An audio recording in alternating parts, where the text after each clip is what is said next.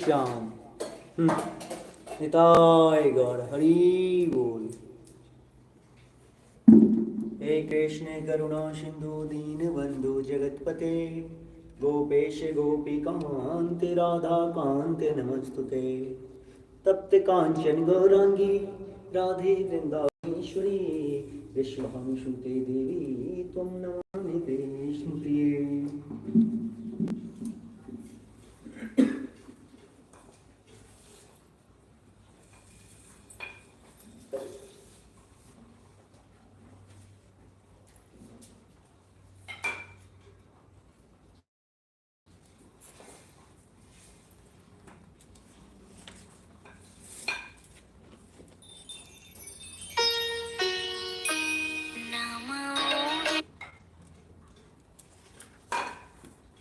हमारे कृष्ण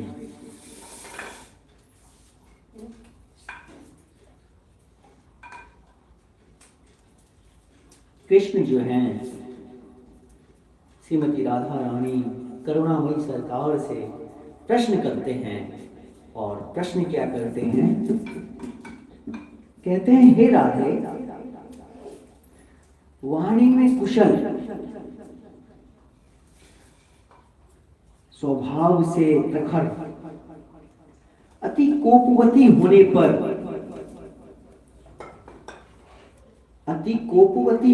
पर भी कौन रमणी कंदर्प युद्ध में बुलाए जाने पर भाग जाती है, तथा अनन्य रमणियों को मदन संग्राम में उत्सुक होने पर उसको निषेध करती है। शीघ्र बताओ, ऐसी रमणी कौन है? तो हमारी करुणामयी सरकार कहती है, यह तो ललिता रानी है। बोली ललिता महारानी की जय। फिर आगे भगवान कृष्ण प्रश्न पूछते हैं, हे राधे, कंदर्प युद्ध से तो विमुख, परंतु कभी अपने इष्ट देव की अपने कुछ युगल के कुकुम मृगमद अगुरु सुगंधित चूर्ण द्वारा आराधना करती है, ऐसी रमणी कौन है? तो श्री राधा रानी ने कहा, यह तो हमारी विशाखा रानी है। आज भगवान कृष्ण और राधा रानी, उनके जो सहेली हैं, अष्ट सखी हैं, उनकी विशेषता बता रहे हैं। एक दूसरे से प्रश्न पूछ करके, जवाब दे करके अपने सखियों की विशेषता कह रहे हैं। कृष्ण कहते हैं, कौन लता इधर उधर घूमती हुई भी समीप के पति को त्याग करके दूर के कृष्ण को प्राप्त होकर विशेष शोभा प्राप्त होती है? तो श्री राधा ने उत्तर दिया, चंपक लता। ऐसी लता तो चंपक लता है।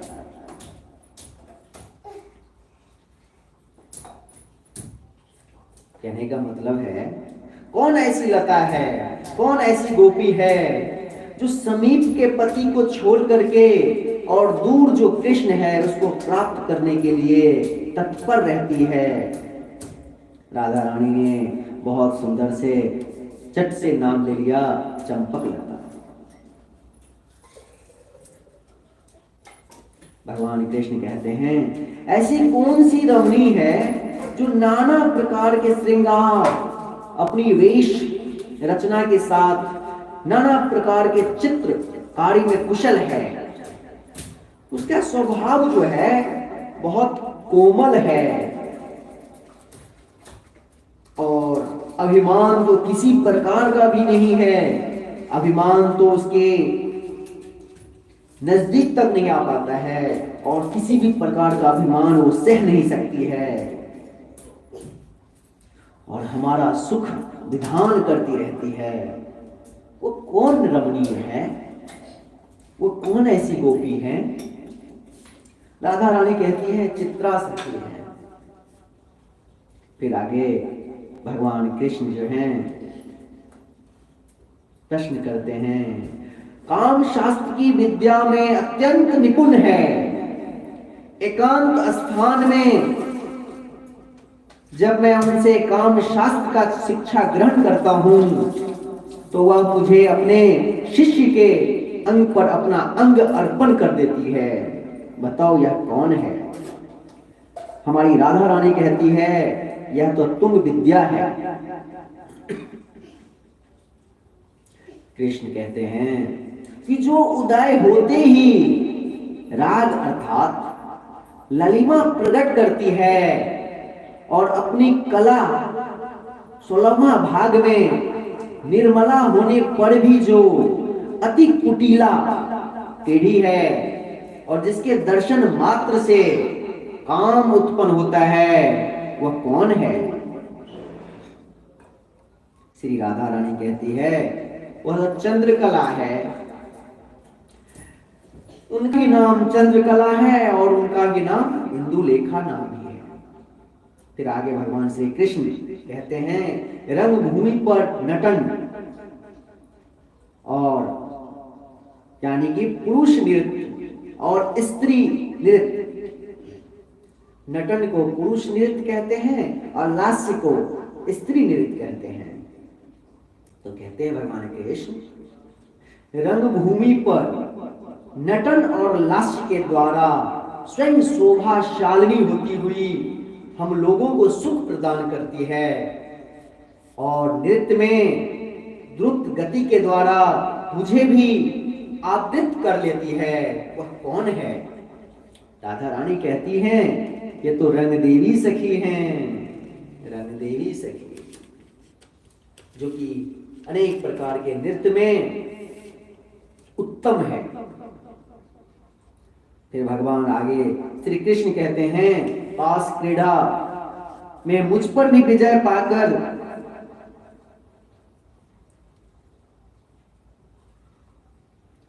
दाव रूपी चुंबक रत्न को कौन ग्रहण करता है और भला कौन पराजित होकर चुंबक रत्न की अभिलाषा नहीं करता है? तो श्री राधा रानी कहती हैं ये तो सुदेवी है। आज देखिए हमारे भगवान श्री कृष्ण एक एक सखी का कैसे उनका गुण उन सबके सामने रख रहे हैं। फिर आगे भगवान कृष्ण कहते हैं औरों की तृप्ति से जिनकी बड़ी तृप्ति होती है और औरों को दुख होने पर जिनको अत्यंत दुख होता है, जिनके निकट उनके निज सुख समूह उपस्थित होने पर भी जिन्हें हर्ष नहीं होता और दुख उपस्थित होने पर भी चित्त में व्यथा नहीं होती है, ऐसी व्यक्ति विचार पूर्वक कहो राधा रानी कौन है और कौन हो सकता है? तो श्री राधा रानी कहती है ऐसे तो मेरी ललिता विशाखा इत्यादि हैं, सब हैं ऐसे जिनके कितना भी दुख का उपस्थिति हो जाए उनके चित्त में व्यथा नहीं होता है। वैसे वृंदावन के वैष्णव गण जो हैं वो भी सम्मिलित हैं। इसी प्रकार से श्री कृष्ण कलापूर्ण ब्रज रानियों के साथ परिहास क्रीड़ा करते हुए नव पल्लव व फलों के रसास्वाद को मतवाले कोकिल कुल की भ्रांति उनके अधर चुंबन पुष्प विहार आदि के छल से इधर उधर भ्रमण करते करते ललितानंद नामक कुंज में पधारते हैं।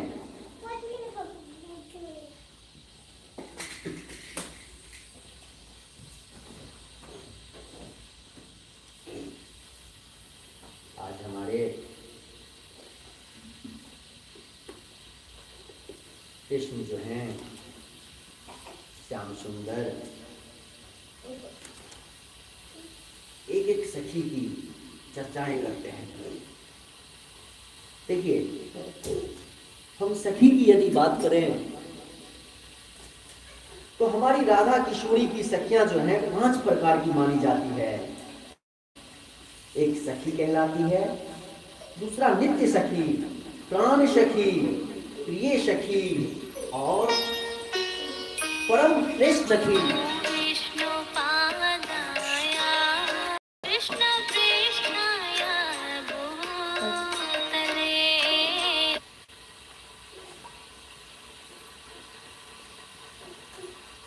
कुसुमिका, विंध्या, धनिष्ठा आदि जो हैं ये सखी कहलाती हैं। एक एक नाम जो है करोड़ों जन्मों का पाप जो है ये नाम लेने से क्षण मात्र में आपका करोड़ों जन्म का पाप समाप्त हो जाता है। और एक एक नाम कानों तक श्रवण करने पर और अपने होठों तक लाने पर पुण्य उदय हो जाता है। कस्तूरी, मणि मंजरिका आदि जो है नित्य सखी हैं। शशिमुखी, वासंती, लसिका आदि जो हैं ये सब जो हैं प्राण सखी की गणना में आती है। पुरंगाक्षी, मंजुकेशी, माधवी, मालती ये सब जो हैं प्रिय सखी कही जाती हैं। तथा आपके मन में आ रहा होगा कि ललिता सखी, विशाखा सखी किस रूप में और किस सखी की गणना में आती है। तो ध्यान दीजिए, श्री ललिता रानी, विशाखा, चित्रा, इंदुलेखा, चंपकलता, रंग देवी, तुंग विद्या, सुदेवी ये जो 8 सखी है परम पृष्ठ सखी की गणना में आती है। परम प्रिय प्राणमयी सखी की गणना में आती है। ये 8 सखियां ही अष्ट सखी के नाम से विख्यात है, अष्ट सखी के नाम से जानी जाती है।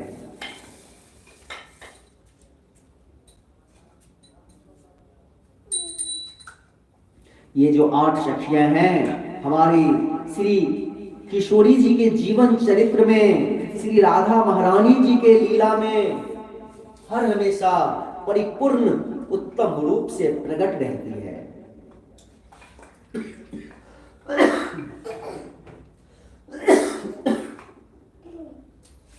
हमारे कृष्ण कहते हैं जो गोरोचन के समान, जिनके श्री अंगों की मनोहर कांति है, जो मयूर वृक्ष के समान चित्रित साड़ी धारण करती है, आपकी तांबुल सेवा जिनके अधिकार में है, इस सेवा जो अत्यंत ललित सुंदर हो रही है, जो सखियों के गुरु रूप है, आपकी उन प्यारी सखी श्री ललिता रानी को हमारा प्रणाम है। फिर भगवान श्री कृष्ण आगे कहते हैं, हे श्री राधिके, मानो सौदामिनी समूह एकत्र हो, जिनके अंगों का सुंदर वर्ण है, सुंदर कांति है, जिनकी मनोहर साड़ी में भरी हुई है सुगंधित द्रव्य चंदन, जो आपके लिए अंगराग प्रस्तुत करती है, उनसे हमारा आपका अंग विलेपन करती हैं, तथा चरित्र में अत्यंत गुणवान जो आपके समान हैं, आपकी उन सखी श्रीमती विशाखा रानी को, विशाखा रानी का मैं आश्रय ग्रहण कर रहा हूं। आगे कहते हैं, हे राधा रानी, केशर की कांति जैसी जिनके कमनीय अंगों की शोभा है, कांच समूह की प्रभावशाली सुंदर साड़ी धारण किए रहती हैं, आपकी रुचि के अनुसार उन्हें वस्त्र पहनाने में जो लगी हुई रहती है, जिनके हृदय में अनेकों विचित्र भाव रहते हैं, जो करुणा से भरी है, आपकी उन चित्रा सखी की मैं शरण ले रहा हूं।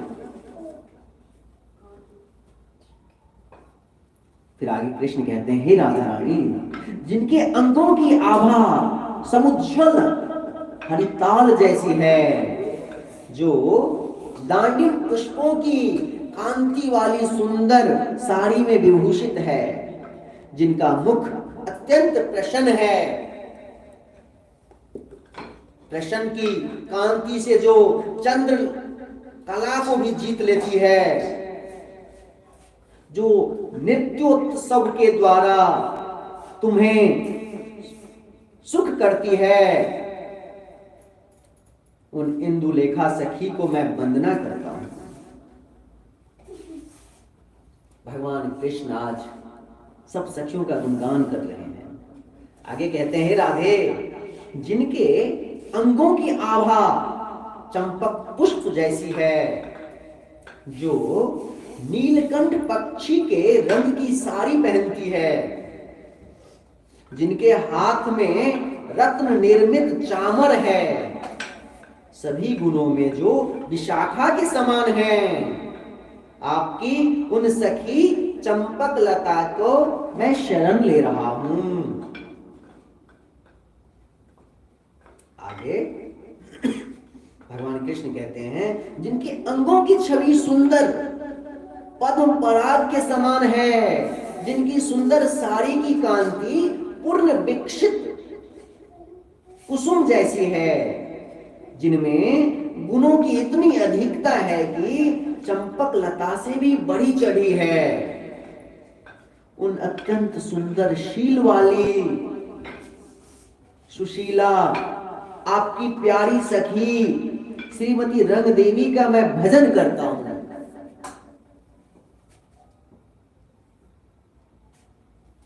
हे राधे, कर्पूर चंदन मिश्रित कुमकुम के समान जिनका वर्ण है, पीत वर्ण, कांति वर्ण वस्त्र से जो सुशोभित है, सर्वत्र जिनकी बुद्धिमत्ता का आदर होता है,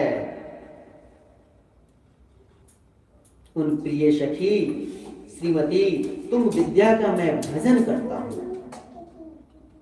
हे श्री राधा रानी, हे करुणामयी,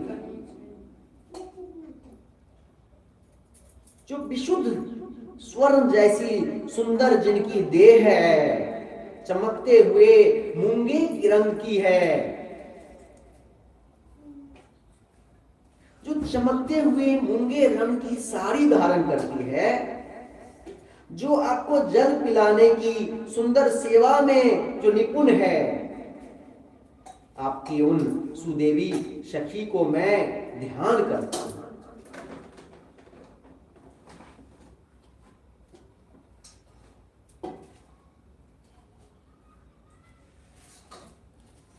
आज हमारे भगवान श्री कृष्ण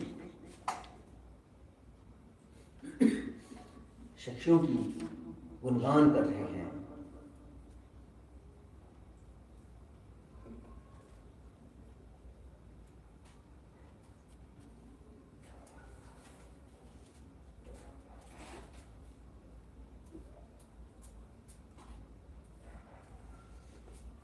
देखिए, ब्रज भूमि जो है प्रेम का दिव्य धाम है। वहां निवास करने वाले सभी लोग अपने पूर्व जन्मों के अनुसार अनेक प्रकार के जप तप भजन ध्यान करके परमात्मा के समीप रहने का अधिकार प्राप्त कर चुके हैं। इसीलिए उन लोगों ने ब्रज भूमि प्रेम भूमि में परम ब्रह्मा परमेश्वर श्री कृष्ण को सुहृद के रूप में प्राप्त किया है। देखिए, ब्रज के जो गोप हैं, गोपियां हैं, गोप कुमार हैं, गायें हैं, वन के पशु पक्षी सभी प्रेम के मूर्तिमान विग्रह हैं। ब्रज के गोप कुमार तो सख्य भक्ति के अनुपम उदाहरण हैं। अब हम सखियों का तो गुणगान देख लिया, अब सखों का देखते हैं। सुबल, सुभद्र, भद्र, मणिभद्र, वरुथप, तोक कृष्ण, श्री दामा आदि सहस्त्रों ब्रज शाखाओं के श्री कृष्ण ही जीवन है। भगवान श्री कृष्ण ही प्राण और सर्वस्व हैं। वे सभी श्री कृष्ण की प्रसन्नता के लिए अपने साथ दौड़ते हैं, कूदते हैं, नाचते हैं, गाते हैं और अलग अलग विभिन्न प्रकार की क्रीड़ाएं करते रहते हैं। जब हमारे श्याम सुंदर अपने मधुर वाणी से गायन करते हैं तो सब गोप सखाएं जोर जोर से तालियां बजाने लगते हैं। जब वो कन्हैया को नाचते देखते हैं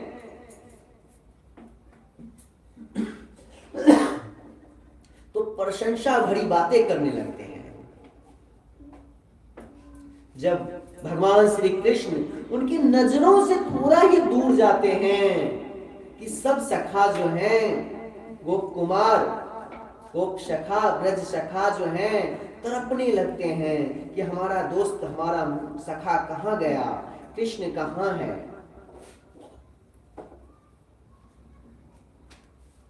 भगवान श्री कृष्ण को विभिन्न वन पुष्पों से श्रृंगार करते हैं। जब हमारे श्री कृष्ण गाय चराने में, गोचारण में थक जाते हैं, खेल कूद करने में थक जाते हैं तो सब सखा मिलके हमारे भगवान श्याम सुंदर नयनाभिराम गिरधर गोपाल के चरणों को दबाते हैं। देखिए, ब्रज सखाओं का खेलना, झगड़ना, रूठना सब कुछ मोहन की प्रसन्नता के लिए होता है।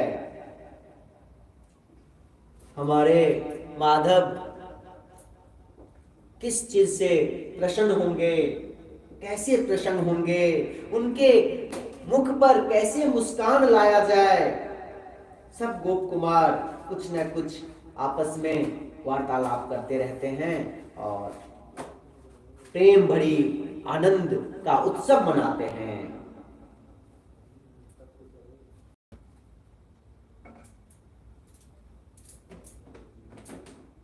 इसीलिए तो कहा गया है कि वृंदावनम परित्यज्य पादमेकम न गच्छति। भगवान श्री कृष्ण जो हैं लोक दृष्टि में मथुरा चले गए हैं, लेकिन वृंदावन को कभी नहीं त्यागा है उन्होंने। ये तो शास्त्रों का प्रमाण है। हमारे ब्रजनंदन कभी भी वृंदावन छोड़ करके नहीं जाते हैं। प्रगट लीला करते हैं तो वृंदावन में करते हैं, और प्रगट लीला करते हैं तो श्री धाम वृंदावन धाम में करते हैं। देखिए, भगवान श्री कृष्ण दूसरों के लिए चाहे कितनी भी ऐश्वर्यशाली हो, लेकिन अपने बाल सखाओं के लिए, ब्रज सखाओं के लिए, गोप कुमारों के लिए सदैव प्राण प्रिय हैं, स्नेहमयी सखा ही रहे हैं।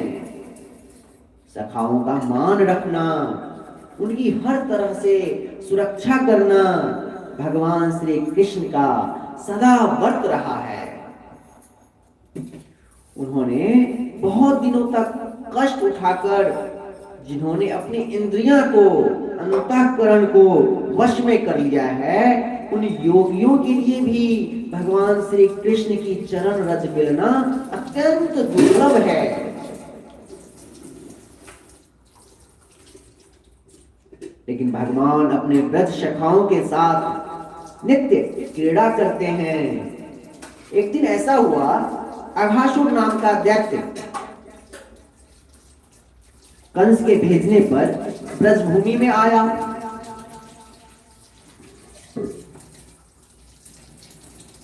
अघासुर जो अत्यंत पापी था, भगवान श्री कृष्ण और ग्वाल वालों की सुखमय क्रीड़ाएं उसे देखी न गई।